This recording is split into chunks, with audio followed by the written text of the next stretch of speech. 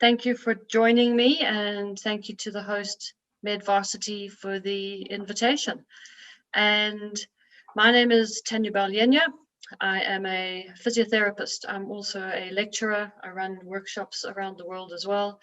And I am the creator of the content of the Groovi Movements physio software. And you will be seeing some examples of some of those exercises as we chat. If you do like to get in touch with me, or you'd like to drop me a mail with anything pertaining, for example, to this talk, you're welcome to email me on that email address that's showing, which is tanya@grooviphysiosoftware.com. So the topic today is quite a general one, and I'm going to explain why I'm going into the generalization, and it's called rehabilitation in sport.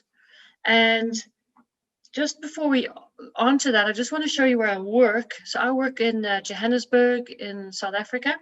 I've got 2 practices there, and this is the aquatherapy center that we have at the practice. So we see I do a lot of rehabilitation in the pool, and it's just a nice cool picture to show you where we are and what we do.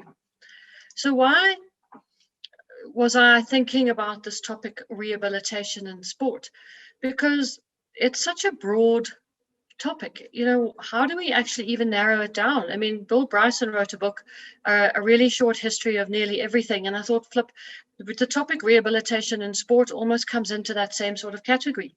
And all those little images you've got flying through on the right all come from the Groovi Physio software that you can subscribe to, but it's to show you that there's just so many exercises and there's so many things that you can do.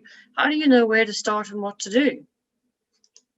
So bringing the point into my sort of topic is that with rehabilitation in sport, there's no real one size fits all. You can't sort of give a 1-hour talk and just make that fit into every single sport and every single type of variant that there is. The season changes. So we'll talk about some of these today. The pre-season, that could be in season, post-season, in competition.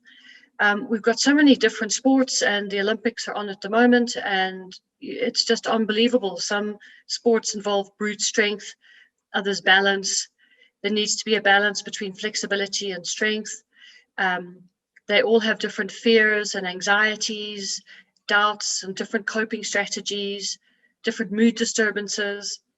Some sports are highly dangerous, such as road cycling or climbing. Others are involved with extreme weather. They all involve different energy systems. Some have different tactics and skills. Some sports are individual and some are team. And that's at an elite level. But we're also dealing with athletes that maybe aren't that competitive. Maybe they just want to make a school sport, whereas maybe other kids want to actually be at an extreme competitive level. So we have school level sportsmen versus national level sportsmen versus Olympic level sportsmen. So we have so many different types of athletes.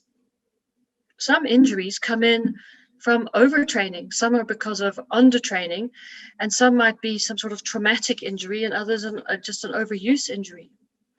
Different team sports have different personality profiles in those different positions. So, your more aggressive player might be more of an A-type personality, whereas you're more of a defender personality is often much more quiet and introverted. You have areas that involve agility and coordination. You have endurance athletes versus sprinting athletes. You have athletes that involve mostly their upper body versus maybe they need more hip power. And I could just go on and on of all the different variations that we have in sport. So the question then is, how do we tailor our prescriptive rehabilitation to meet such various demands? And of course, the answer is that we can't. There really is no one size fits all when we're dealing with sports injuries and rehabilitation.